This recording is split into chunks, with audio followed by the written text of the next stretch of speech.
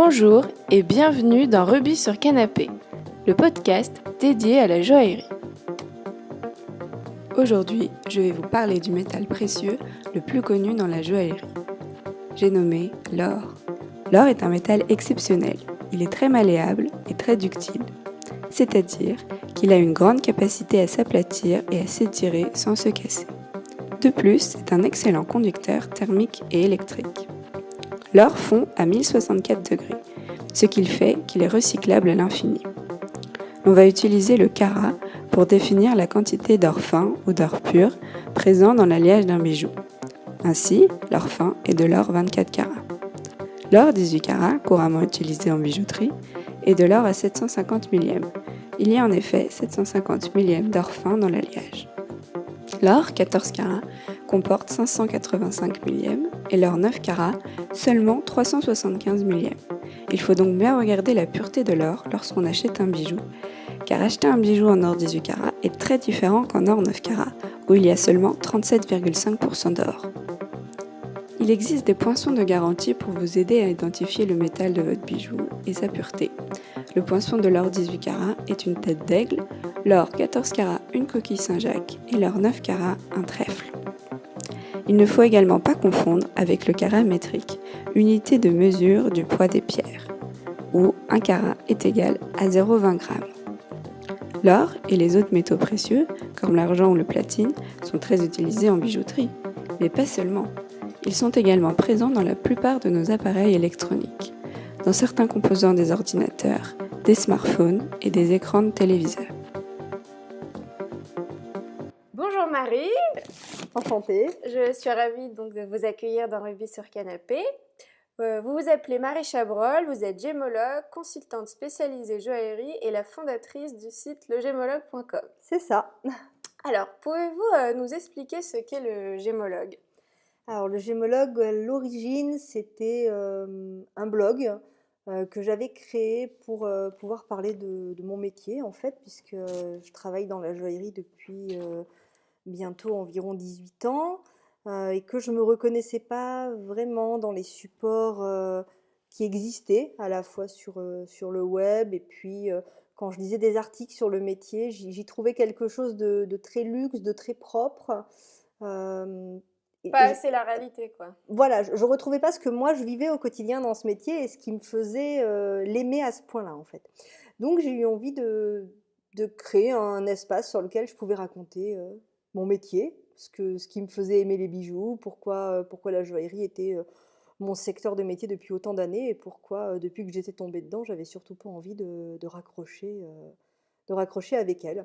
Voilà, tout Donc simplement. de faire partager à tout le monde. Alors oui, au début, c'était vraiment un espace d'expression pour moi. J'écrivais des articles, voilà, j'ai commencé à avoir quelques lecteurs, c'était chouette.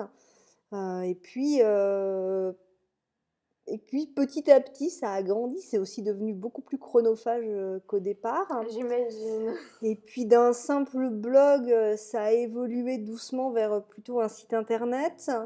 Voilà, sur lequel aujourd'hui, il y a plein de choses, plein de sujets différents. C'est relié à des réseaux sociaux qui me permettent de partager diverses choses en fonction un petit peu des informations que je traite et que je reçois. Voilà, je pourrais pas vraiment le définir. Oui, donc en fait, c'était pas vraiment, vous n'avez pas choisi le journalisme, c'est un peu le journalisme. Ah non, le qui est journalisme, d'abord, c'est pas mon métier de départ. Ensuite, moi, l'écriture, elle est rentrée de manière complètement inattendue dans ma vie, en fait. J'ai jamais vraiment, à l'origine, aimé écrire. Et puis, oui, comme quoi, on change. Et puis, j'ai eu l'occasion d'écrire un article suite à une expertise pour un musée de Nancy, qui est le musée de l'école de Nancy, tout simplement. Et j'avais écrit un papier pour la revue française de gémologie. Voilà, à l'origine, c'était ça. Et puis, dans le même délai de temps, j'avais écrit un article sur un sujet historique qui était relié à l'histoire de la Lorraine, parce qu'à l'époque, je travaillais à Nancy. Et je m'étais pris au jeu d'écrire ces articles. Et puis, il y a eu un article, il y en a eu un deuxième, il y en a eu un troisième. Et puis, à l'époque, je tenais un site parce que j'étais à mon compte en tant qu'artisan à Nancy. Sauf que ce site, je l'ai fermé quand je suis venue retravailler à Paris. Et, Parce que c'était voilà. compliqué de garder les Parce deux. que c'était pas du tout la même chose, parce que c'était un site qui était relié à l'entreprise que j'avais, tout simplement. Et donc l'écriture est arrivée comme ça, petit à petit, et puis bah, aujourd'hui, elle m'accompagne de manière Bah, c'est chouette. régulière et sur des sujets effectivement qui deviennent de plus en plus journalistiques, y compris pour d'autres supports que le Gmlog, puisque j'écris pour d'autres supports. Comment du coup vous avez créé ce site, le Gémologue? Est-ce qu'il faut du budget? Est-ce que c'est assez simple? Non, à l'origine, c'était tout simple. J'ai ouvert un site sous WordPress. C'était C'est gratuit. Je tout. me suis inscrite sur WordPress. J'ai choisi un thème. J'ai Voilà, donc choisi pas un forcément nom. besoin de compétences Rien du particulières. tout. Bah, en fait, le fait d'avoir eu précédemment un site qui était à moitié un blog et un site m'a quand même C'était aidé un parce site que marchand l'autre non, non, non, ou c'était un c'était site un site, vitrine? voilà, un site vitrine sur lequel il y avait un espace blog qui me permettait d'écrire des articles, de faire partager la vie de l'atelier avec mes clients et puis éventuellement des possibles clients. Donc j'avais quand même un peu pratiqué le truc, donc j'étais pas complètement perdue. Après, donc dans la première partie, effectivement, de l'existence du gémologue, non, il n'y a pas eu besoin de budget particulier. Il y a commencé à avoir un tout petit peu de budget quand j'ai fait créer un logo au début. Après, il y a eu un peu de budget quand le site a migré, c'est-à-dire qu'à un moment, le format blog de base sous WordPress ne me satisfaisait plus. Parce qu'on ne pouvait pas télécharger assez de choses, quelque Oui, chose parce comme que ça. c'était trop en défilé, c'est-à-dire que les articles s'empilaient les uns sur les autres, c'était un peu compliqué. Enfin, je trouvais que c'était un peu compliqué pour retrouver du contenu, et puis la mise en page, je la trouvais un petit peu classique. Enfin, j'ai eu envie de quelque chose d'un peu différent. À ce moment-là, effectivement, il m'a fallu prendre les services de quelqu'un qui est une développeuse web et qui m'a fait le transfert, qui m'a fait toute la partie technique, la réinstallation du site. Aujourd'hui, je gère la plupart des choses toute seule. Et Mhm. puis, quand j'ai besoin, je sais que je peux bénéficier d'un support Là, changer technique. quelques petites choses Voilà, oui, oui, complètement. Et puis, on apprend beaucoup, hein. On apprend beaucoup tout seul en parce que, faisant. en faisant, en essayant. Et puis, WordPress, que ce soit la partie en ligne, juste quand on s'inscrit sur le site ou quand on télécharge WordPress et qu'on installe un site avec un hébergeur, on a assez peu de risques d'erreur. C'est-à-dire qu'on peut installer des trucs, essayer, les mettre en ligne ou commencer à travailler en brouillon l'application. Puis ça ne nous plaît pas sur le rendu, on supprime et ça n'altère pas en fait ce qu'on a fait précédemment. Donc Oui, en fait, c'est on peut facile. apprendre aussi, on peut essayer, installer des applications, installer des extensions et essayer, voilà, aussi se former tout seul parce qu'il y a un moment, on est face à son ordinateur, il faut aussi essayer, quoi. Comment, du coup, vous avez réussi à créer une communauté autour du gémologue? Bah, je sais pas vraiment s'il y a de recettes miracles pour créer une communauté. Je pense qu'à un moment, quand on publie du contenu de qualité, quand on essaie d'intéresser les gens, quand on n'est pas uniquement enfin, dans du partage simplement de choses en disant que ça c'est joli et puis voilà, mais quand on va plus Oui, loin, qu'en fait, le but, c'est de faire quelque chose de qualité et pas qu'il y voilà. ait des gens et voilà. Non, non, non, l'idée, je préfère avoir moins de gens, mais plus d'engagement et des gens qui partagent, qui échangent, qui m'envoient des mails, qui me contactent, avec lesquels je peux avoir des discussions suffisamment intéressantes sur l'univers de la joaillerie, plutôt que de fédérer des centaines de milliers de personnes, mais avec lesquelles finalement il y a pas d'échange. Et je pense que c'est plus important de produire du contenu de qualité que Et donc, en fait, si on produit des choses de qualité, au bout d'un moment, ça se bah, ça fera. se sait, ça se voit et on Mm. fédère des gens et on attire du monde et on crée des liens. Mais ça demande du temps, ça demande d'être disponible, ça demande de répondre à ses mails, ça demande de répondre aux messages, aux commentaires, à ses messages privés. Enfin, ça demande effectivement une bonne organisation et Un une dose d'énergie et investissement. un investissement. Ouais, ouais, complètement, complètement.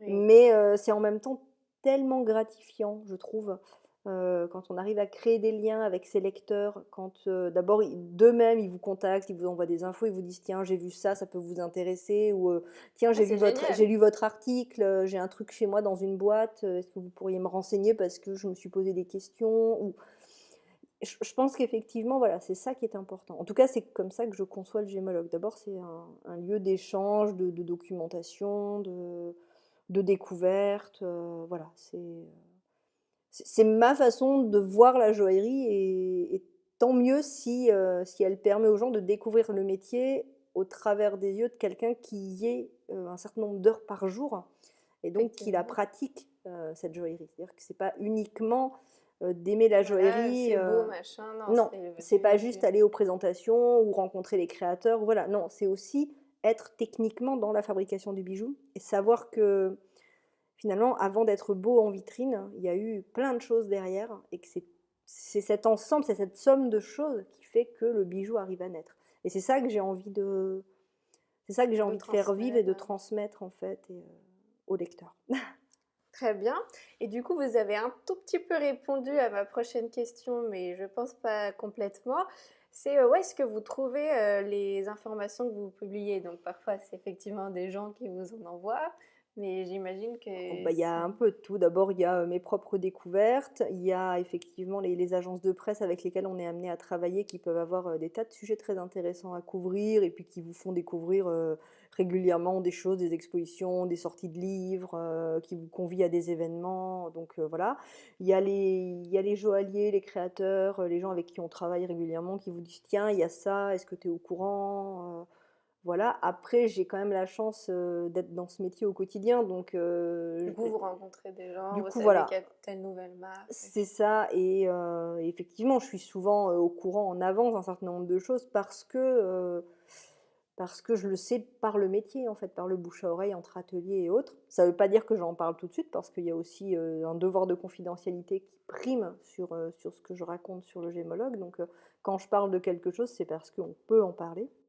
Et je pense que c'est un mix un peu de tout ça. Et puis après, c'est mon propre goût, c'est-à-dire que quand je pars sur un sujet plus d'histoire du bijou ou juridique ou autre, c'est aussi mon propre goût pour cette matière qui me fait dire, tiens, j'ai suivi l'évolution du droit dans tel domaine, bon bah c'est intéressant que je fasse un article pour informer les gens ou que je mette à jour tel article.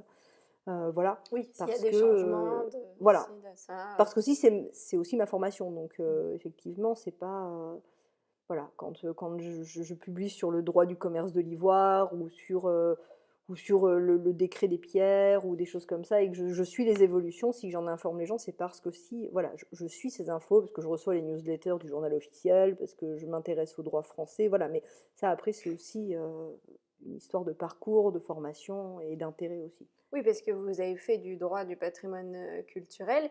Et du coup, c'est quoi les spécificités un peu juridiques de ce marché Bah, en fait, de le droit l'art du des patrimoine bijoux? culturel, il couvre un domaine excessivement large. Mais moi, je m'y suis intéressée véritablement pour tout ce qui touchait à l'objet d'art, au droit des musées, au droit des dons, à l'expertise, à la préservation des collections, à comment est-ce qu'on les restaure, comment est-ce qu'on monte un marché public, comment on y répond. Enfin, tous les sujets juridiques qui englobent le commerce et l'entretien d'une collection artistique. Donc, autant vous dire que c'est assez large.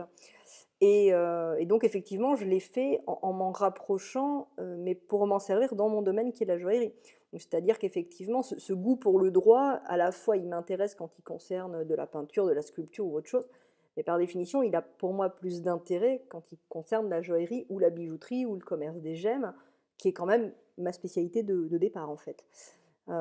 Donc voilà, le droit du patrimoine culturel, je me suis formée vraiment pour pouvoir aussi plus facilement lire des textes juridiques, être plus à même de comprendre comment est-ce qu'on décode un texte, comprendre un texte de loi, Oui, et puis pas se comprendre, faire avoir, pas entre se guillemets, faire parce que avoir, j'imagine connaître que... les procédures aussi simplement quand on veut acheter quelque chose aux enchères, quand vous voulez vendre quelque chose, et ben, il y a des normes, il y a des procédures, ben, on doit vous remettre des documents, enfin il y a un certain nombre d'éléments en fonction du cas qui se présente. Et le fait d'être formée aux procédures, même si je ne les pratique pas forcément dans mon métier au quotidien, le fait de les connaître, ça m'aide aussi quand j'en parle parce que je sais de quoi je parle. Voilà. Et ça, ça, je pense que c'est la chose la plus importante. Donc ça permet aussi effectivement de renseigner quelqu'un qui vous envoie un mail en vous disant j'ai eu un problème sur une vente ou j'ai pas été d'accord sur quelque chose, est-ce que j'ai un recours, quel est mon recours, voilà. Est-ce que j'étais dans mon droit de Est-ce que faire j'étais dans ci mon ou pas? droit ou autre, bon voilà, sans être avocate parce que je ne le suis pas, je peux en tout cas donner une information et dire bon ben référez-vous à tel texte parce qu'il existe. À partir de là, moi je peux pas Oui, juger ni régler du coup, ni vous régler pouvez quand l'affaire. même orienter... Voilà, mais je peux orienter les gens vers quelque chose. Et D'accord. c'était ça qui m'intéressait dans le droit du patrimoine culturel. Et puis c'était de faire du droit. J'ai toujours aimé ça. J'ai des gens qui en ont fait dans ma famille. Et J'ai toujours eu Bah, un c'est goût pour intéressant. ça, donc oui, et c'est particulièrement intéressant. Ouais. Je reviens un peu à ce qu'on disait tout à l'heure. Quand vous choisissez des pièces pour le gémologue, comment vous faites votre sélection? Pourquoi choisir telle pièce et pas une autre? Est-ce que vous vous intéressez également aussi à l'histoire de la maison ou c'est vraiment plus focus sur la pièce en elle-même ou c'est un Alors, tout? c'est un tout. Ce que j'ai toujours aimé dans la joaillerie, c'est qu'il fallait que la joaillerie me raconte des histoires. Il faut qu'elle me fasse rêver, la joaillerie. Personnellement, elle me fait rêver depuis presque 18 ans, donc pour Elle le moment, remplit ça son fonctionne, elle job. remplit son job. Quand j'ai envie de faire découvrir une pièce à quelqu'un, quand je prends en photo des bijoux pour les poster sur le site ou sur Instagram ou sur Facebook, c'est parce que ces bijoux ont évoqué ou éveillé quelque chose chez moi. Ils sont peut-être atypiques, différents dans leur design, dans leurs inspirations, dans les matériaux qu'ils utilisent. Ils mettent en scène des pierres différentes, rigolotes, peut-être avec des inclusions. Ils évoquent quelque chose à la gémologue que je suis. Ou alors ils réveillent quelque chose qui tient compte de l'enfance. En tout cas, ce qui est sûr, Oui, il y c'est a une qu'ils émotion, sont. hein. Il y a une émotion, il y a quelque chose qui se crée avec la pièce. Je la vois et je me dis, ah, ça, c'est marrant, ça me plaît. Ça me plaît à moi. Alors, si ça me plaît à moi, je dois être capable de la faire aimer aux gens. Tant mieux si ensuite ça peut déclencher chez eux un acte d'achat ou le fait qu'ils prennent un renseignement auprès du créateur. Mais je ne suis pas là pour ça. Je ne suis pas là pour vendre. Je suis là pour montrer quelque chose. Et effectivement, plus la pièce est différente, plus elle est atypique, plus elle raconte quelque chose, plus elle a du caractère, plus elle est susceptible que je la prenne en photo. Au-delà de ça, autre point très très important, je regarde sa qualité. Euh, Si la pièce est mal faite, si elle est mal sertie, si le polissage est mal fait, si les mises à jour sont pas enfilées, pire que tout, s'il n'y a pas de mise à jour, si je vois des soudures absolument dégoûtantes, si s'il y a quelque chose qui, moi, ne satisfait pas la professionnelle que je suis dans mon métier au quotidien, je vois pas comment je peux dire à quelqu'un: «Allez-y, foncez, c'est génial», alors que moi-même, ma déformation professionnelle fait que déjà je j'aurais pas envie de la porter ou voilà et je serais plutôt tentée de dire: Ça, il faut que ça reparte en atelier parce qu'il y a un problème dessus, quoi». Ça, c'est pour le neuf, en tout cas pour tout ce qui est bijoux de création, bijoux neufs, bijoux en cours de présentation. Pour le bijou ancien, c'est différent. Le bijou ancien, par définition, il est ancien, donc il peut être susceptible d'être abîmé, il peut être susceptible d'avoir été restauré ou réparé, il peut avoir des défauts, il peut être abîmé et ne pas avoir été restauré. Enfin, il y a plusieurs cas qui se présentent. Ce qui, à ce moment-là, va faire que je vais le partager, c'est parce que, comme pour le reste, c'est un bijou qui éveille quelque chose chez moi. Il est rare, il est Oui, puis atypique. c'est pas parce qu'il n'est pas parfait que Non, il montre pas quelque chose. En plus, non, il a c'est pu ça. être fait à une époque où on n'avait pas accès à Les mêmes certaines techniques. technologies. Puis je trouve qu'en plus, il faut qu'il raconte quelque chose. Donc c'est tant mieux s'il a une histoire rigolote ou une histoire touchante ou une provenance sympathique ou même une provenance historique. Ça va être super si c'est une pierre atypique parce qu'on me dit, bah tiens, regarde, ça c'est un collier de 1850 avec des tourmalines roses, quand on sait qu'en 1850, la tourmaline rose, c'était pas forcément la pierre super à la mode. Et bah, tant mieux si c'est les pierres d'époque, et tant mieux si on a mis de la tourmaline à cette époque. Ça veut dire qu'à un moment, quelqu'un s'est dit, je vais oser, moi, au milieu du 19e siècle, porter des tourmalines roses, et c'est tant mieux. Ça peut être un collier qui représente un Saint-Esprit, pas pour spécifiquement parce que c'est un thème religieux, mais parce que c'est suffisamment rare d'en voir en bon état, bien conservé. Ça peut être une signature marrante, ça peut être... Ouais, en fait, très c'est très varié, mais il faut que varié. ça évoque quelque Ah, il chose. faut, il faut que ça déclenche quelque chose. En tout cas, il faut que je me dise quand je passe devant, eh, ça, c'est drôle. Tiens, sortez-le-moi de la vitrine que je le regarde parce que il m'interpelle. Voilà. C'est ce que je résume souvent les gens en leur disant surprenez-moi. Voilà. Si vous êtes capable de me surprendre, déjà, on a fait 70% du chemin, quoi. Après, le reste, c'est facile. Oui, après, c'est plus technique, on va dire. Après, c'est le côté technique qui va parler, ouais, Et d'ailleurs, effectivement. c'est vous qui photographiez les bijoux ou non? Alors, ouais, dans 95% des cas, sauf si je reprends un visuel officiel qu'on m'a fourni, et dans ce cas-là, c'est précisé. Dès qu'il y a un petit copyright marqué Marie Chabrol, c'est moi. Il m'est arrivé d'avoir 2 photographes. J'ai la chance d'avoir ma sœur qui est photographe et ma maman qui l'est aussi. Donc, ponctuellement, quand elles sont disponibles, elles viennent réaliser des photos pour le gémologue. Voilà. Et de temps en temps, selon les collaborations ou si je travaille sur un projet freelance à côté, il peut m'arriver de faire appel à des photographes professionnels. Ça a été le cas par exemple avec la maison Tajan où j'avais travaillé avec le photographe contemporain Dominique Dubois. Voilà, là, je travaille sur des projets avec une autre photographe pour réfléchir à des projets futurs, donc on verra ce que ça donne. Mais voilà, c'est vraiment en fonction des cas, si je peux, si j'ai du budget, si j'en ai pas, si je suis disponible. Mais en Voilà. tout cas, vous savez prendre des photos Mais de bijoux. je commence à savoir en prendre. En tout cas, voilà, il y a eu une période un peu compliquée où c'était pas toujours évident. Mais à force d'en prendre, effectivement, on apprend en tout cas, à les mettre le plus possible en valeur. Vous avez été artisan à votre compte pendant plusieurs années. Vous Oui. faisiez notamment de la restauration d'art sur de l'ivoire, de l'ambre et des écailles de tortue. C'est ça. Est-ce que vous pouvez nous expliquer en quoi consiste la restauration d'une œuvre d'art? Ouf, c'est vaste ça. La restauration d'une œuvre d'art, ça consiste, à permettre à l'œuvre, de continuer à exister. Ça consiste à la rendre, lisible de son propriétaire et des gens qui la regardent si elle est endommagée, abîmée ou si elle a été, malheureusement, «mal restaurée» entre guillemets. Donc ça consiste en un ce sont des ensembles d'étapes scientifiques. Il n'est pas du tout question de faire de l'artistique. On n'est pas là pour remplacer l'auteur, on n'est pas là pour remplacer le Oui, créateur pour de pas le l'œuvre. trahir. Non, on le n'est pas là produit. pour dire: «Oh bah, moi la main, là sur cette statue, elle me plaît pas, je vais la faire différemment parce que je pense que je suis meilleure que le créateur d'origine». Non, non, on est là pour permettre à l'œuvre de continuer à exister. Donc c'est pas du tout un travail artistique, ça demande de bien connaître la matière, ça demande de bien connaître les altérations qu'elle peut subir, ça demande de connaître les procédés de stabilisation des altérations, ça demande d'avoir un recul sur les produits, qui peuvent être utilisés actuellement. Il faut que ceux-ci soient réversibles, par exemple, c'est-à-dire qu'une intervention doit pouvoir être retirée sans endommager le support. Oui, parce Voilà. qu'imaginons que vous avez un acide qui nettoie parfaitement bien, mais Voilà, qu'on ne mais que sait ça pas ce non, que ça fait ou qu'on ne peut pas le... voilà, ou qu'on ne sait pas ce que ça va faire sur l'œuvre dans 10 ou 15 ans ou 50 ans. Peut-être que ça va super bien marcher tout de suite parce que le produit vient de sortir sur le marché, mais peut-être que votre pièce, en fait, dans 70 ans, elle sera jaune parce que, ça va avoir attaqué et désagrégé ou, endommagé la matière. Voilà, puis il faut connaître les produits anciens qui ont été utilisés, c'est-à-dire les cols qu'on a pu utiliser au 19e, au début du 20e. Il faut savoir quel produit utiliser pour dissoudre tel colle, tel produit, telle peinture, tel revêtement qui a pu être posé. Voilà, donc principalement, là, particulièrement sur l'ivoire, l'ambre, l'écaille de tortue, la nacre, le corail, on est sur des matériaux organiques, donc des matériaux qui demeurent vivants constamment. En fait, on n'est pas Donc sur. ça complique encore la Donc chose. ça complique encore la chose. Ce sont des matériaux qui réagissent énormément aux variations d'humidité, de température dans les pièces. Ce sont des matériaux qui réagissent souvent, des fois, parfois difficilement aux restaurations. Ce sont des matériaux qu'il faudrait conserver idéalement dans des vitrines sous température, mais que les gens ont chez eux sur des buffets, donc avec des appartements qui peuvent être à 18 degrés au printemps et 24 degrés en hiver quand on est dans des logements collectifs, par exemple, ou avec des chauffages qui ne sont pas forcément régulés. Enfin voilà. Donc on a tout un ensemble de problèmes. Puis au-delà de ça, ce sont souvent, en tout cas pour l'ivoire ou pour l'écaille d'ortie, des objets qui peuvent être portés. Et donc, qui dit porter, ça veut dire au contact de la peau, au contact du parfum, au contact du maquillage, au contact de la vie de tous les jours. On se cogne, on se heurte, on les accroche, on les raye.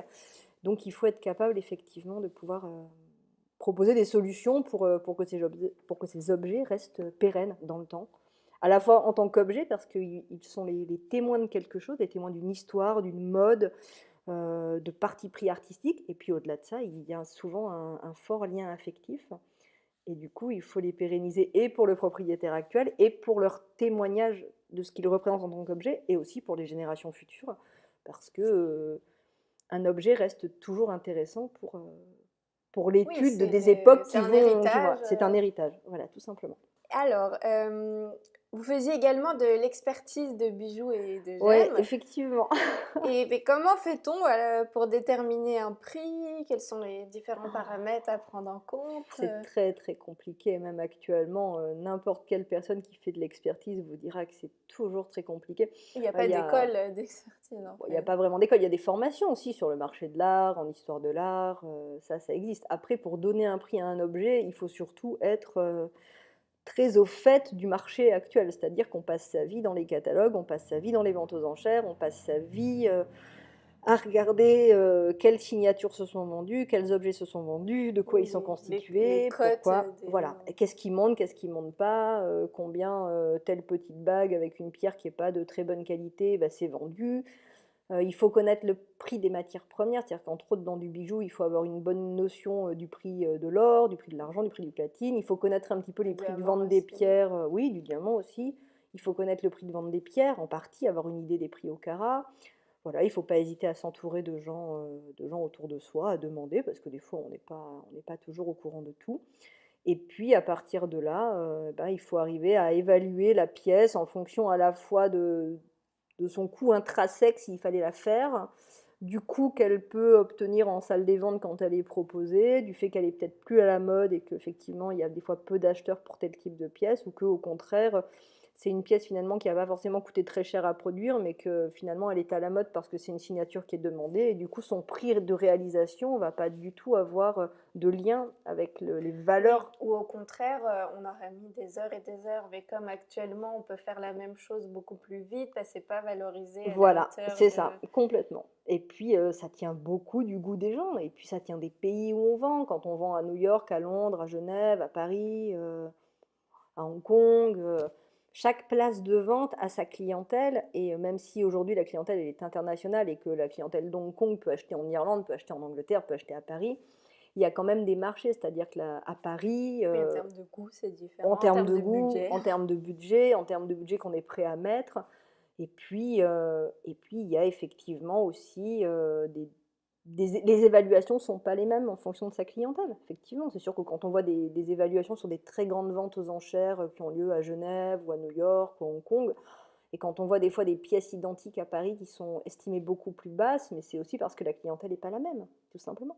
Et puis parce que le marché ne fonctionne pas de la même manière, parce que Oui, et pour puis plein parce de que raisons. parfois, il n'y a pas du tout de lien dans le sens où on peut trouver telle pierre à cette taille-là, il y en a beaucoup, mais un tout petit peu plus grande, il n'y en a plus Par beaucoup. exemple aussi, Donc au final, elle va être beaucoup plus chère alors qu'il n'y a c'est pas... ça. C'est ça, et puis il suffit aussi que les modes changent. Il y a des années, le diamant de couleur avait pas la cote. Aujourd'hui, les diamants de couleur se vendent très cher. Peut-être que dans 5 ans, eh ben, on aura peut-être des choses qui se vendront moins parce que d'un coup la mode aura changé. C'est aussi un marché qui est très volatile et du coup qui est difficile à saisir. Et puis les goûts des gens changent, ils changent en fonction de la mode, ils changent en fonction de ce qui d'un coup se fait dans les collections. D'un coup, on décide que, voilà, cette année, on va faire des pièces avec que des pierres oranges. Donc, d'un coup, tout ce qui est orange va se vendre très cher, et puis ce qui est rouge ne se vend plus, ou ce qui est vert ne se vend plus. Et puis, pourquoi 6 mois plus tard, d'un coup, on a décidé qu'on devait remettre les pierres de telle couleur ou tel type de design sur le devant de la scène, et d'un coup, eh bien, ça pérennise et ça se fait se vendre ce qui est récent, et en même temps, ça concourt à ce que ce qui est ancien dans le même type de goût, de couleur, de design, euh, prennent de la valeur, parce que d'un coup, les gens peuvent aussi être amenés à se tourner vers de l'ancien en se disant bah, c'est sympa, ou c'est mieux fabriqué, ou voilà, pour tout un tas de raisons, ou c'est signé avec une signature qui ne se fait plus. Enfin, la panoplie de raisons, elle est très vaste. Donc, Oui, ou alors peut-être que par exemple, telle pierre, on la trouve plus parce qu'il n'y a que on la quelques trouve plus, mines voilà, parce que c'était une et ces provenance mines sont particulière. Oui, épuisées. complètement, complètement. Oui, par exemple, on voit des pièces en corail rose italien qui se vendent assez cher parce que c'est une provenance aujourd'hui qu'on n'a plus sur ce type de corail. Après, par exemple, vous avez des pierres aujourd'hui qu'on sort, je sais pas moi, au Nigeria ou au Mozambique. On sait très bien que ce sont des petits gisements. Bon, mais on sait que peut-être dans 6 mois, il n'y en aura plus. Donc, par définition, les pierres qui restent sur le marché sont susceptibles, si elles sont très belles, d'être vendues plus cher s'il y a de la demande. Oui, la rareté Voilà, et fait puis que... peut-être que dans 10, 15 ans, il va y avoir des spéculations sur ces pièces-là parce qu'on ne les trouve plus, ou parce que d'un coup elles vont être remises à la mode par un créateur. Et Ça, personne que... ne le Mais saura. ça, on ne peut pas pour le moment vraiment le savoir. On a beau vous dire qu'il y a des tendances qui sont décidées des années à l'avance, qu'il y a des cabinets de tendances, que tout ça, effectivement, il y a une économie, il y a une dynamique autour de tout ça. Cela dit, entre ce que l'on veut faire acheter aux gens et ce qui parfois se dégage des réalités d'achat, on n'est pas toujours... on peut des fois avoir des différences assez notables. Quels sont les musées parisiens que vous affectionnez particulièrement? Oh là là, il y en a tellement. Vu que je Ah passe ma bah, vie dans les musées. donnez-nous des Alors, bonnes adresses. bon alors, ça dépend ce qu'on cherche. Si on cherche des musées spécialisés sur la joaillerie, je pense qu'il est inévitable d'aller faire un tour aux arts décoratifs. Enfin, aujourd'hui, c'est le MAD. Ça, je pense que c'est un peu le musée qu'on ne peut pas ne pas aller visiter. Après, moi, je suis amoureuse du Petit Palais, que je trouve merveilleux. J'adore le musée Cognac-G, j'adore le musée Jacques Marandré, j'aime énormément aller me balader au Palais de Tokyo. J'adore le musée de la chasse, qui est un musée dans son jus avec du plancher qui craque partout, que je trouve formidable. J'aime beaucoup le nouveau musée du parfum qui a ouvert pas loin d'Opéra. J'aime. Ah oui. Ouais, je passe ma vie dans les musées. Je crois que j'essaie quasiment de faire une expo, peut-être pas tous les week-ends, mais presque. Donc, mais ça tient aussi de mes études, quand vous me parliez du droit du patrimoine, c'est-à-dire qu'à un moment, il faut voir beaucoup de choses.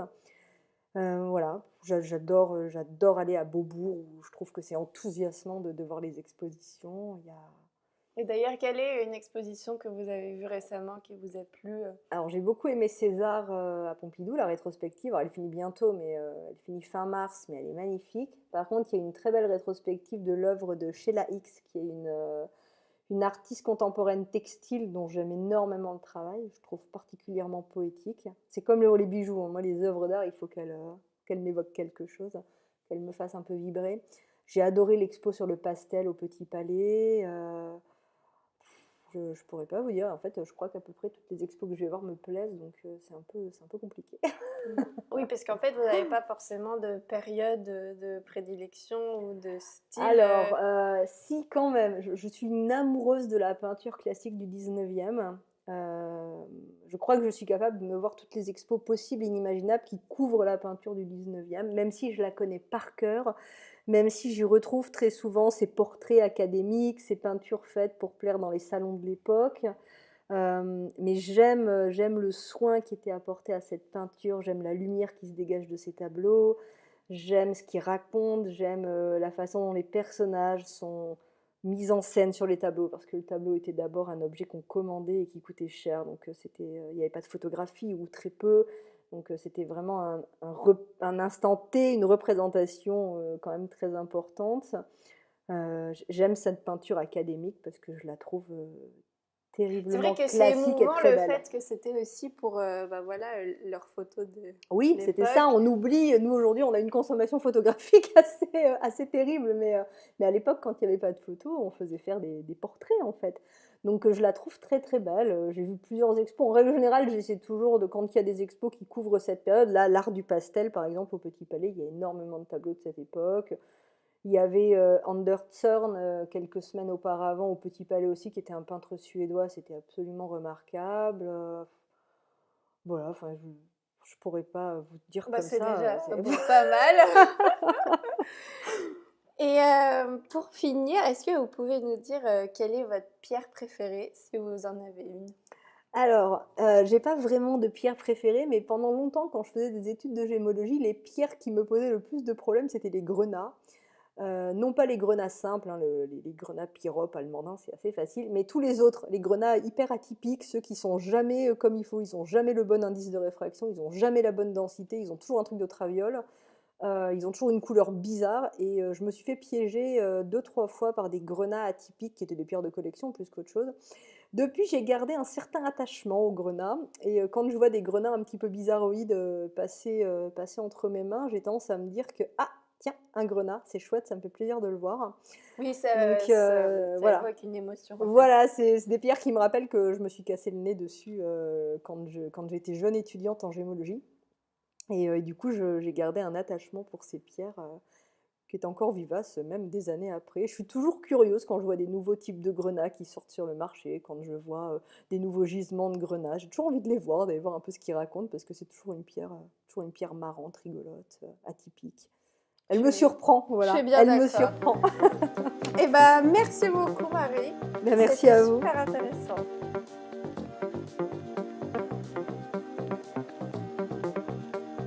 Merci beaucoup d'avoir suivi cet épisode. Si vous aimez Rubis sur Canapé, n'hésitez pas à aller sur iTunes, lui attribuer des petites étoiles. Cela est essentiel pour le développement du podcast, car ça l'aidera à être mieux référencé, donc plus connu et écouté.